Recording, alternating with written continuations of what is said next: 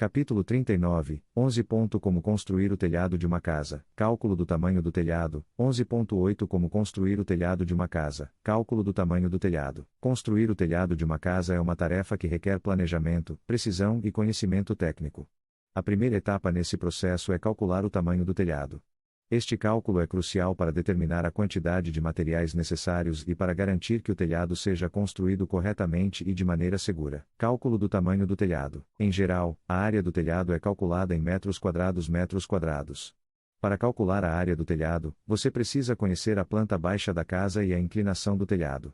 A fórmula para calcular a área do telhado é: área do telhado igual área da planta baixa x inclinação do telhado. Área da planta baixa. A área da planta baixa é a área total da casa, incluindo todas as paredes internas e externas.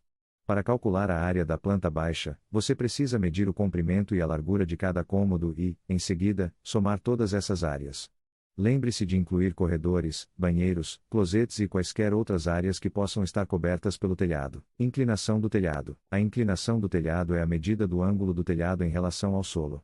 A inclinação do telhado é expressa como uma proporção, como 1/3, o que significa que por cada metro horizontal, o telhado sobe 0,33 metros. A inclinação do telhado é importante porque afeta a quantidade de materiais necessários e a quantidade de trabalho necessário para construir o telhado. Para calcular a inclinação do telhado, você precisa medir a altura do telhado no ponto mais alto e a distância horizontal do ponto mais alto até a borda do telhado.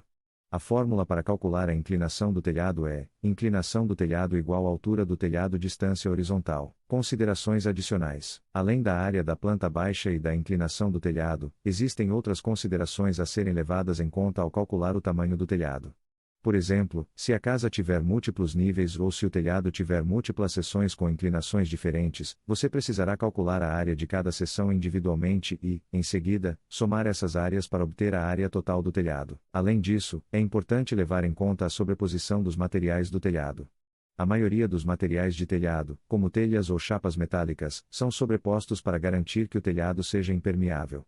A quantidade de sobreposição varia dependendo do tipo de material e da inclinação do telhado, mas geralmente é de cerca de 10% a 20% da área total do telhado. Em conclusão, calcular o tamanho do telhado é uma etapa crucial na construção de um telhado. Este cálculo ajuda a determinar a quantidade de materiais necessários e garante que o telhado seja construído de maneira segura e eficiente.